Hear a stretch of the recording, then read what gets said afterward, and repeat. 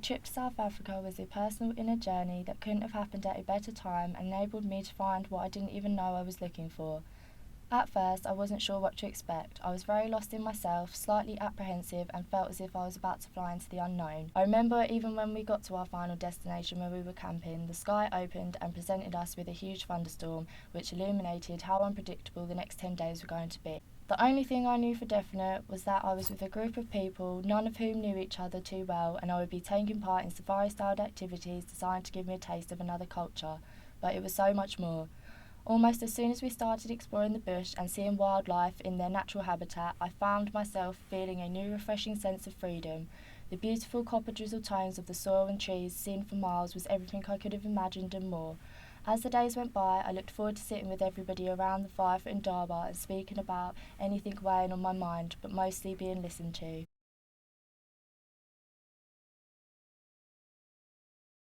It was at Cosy Bay, after a long day at the beach, when we had to climb through Pig Hill, which was considerably steep, that I felt a strong sense of achievement once I eventually reached the top. I felt great, and that was when it came to me that I hadn't felt that in a long time.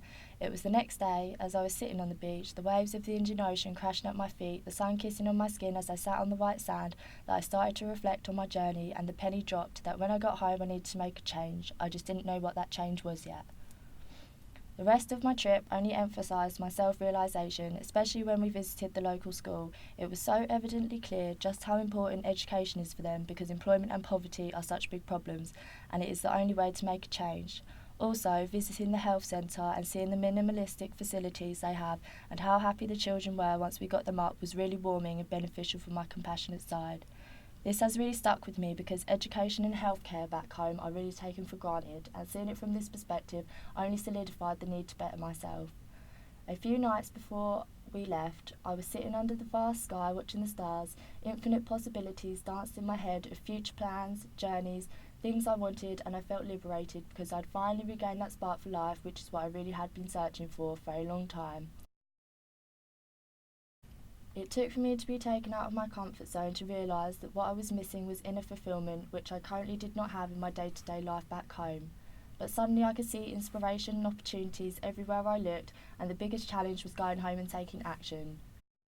Surely, when I did get home, I felt so empowered and set on making a change that I've now started a TFL course to start teaching English in foreign countries and a mindfulness course. I plan to return to South Africa as I met some amazing people and made some mind-blowing memories, and hopefully this course will help me to carry on my journey that has only just begun.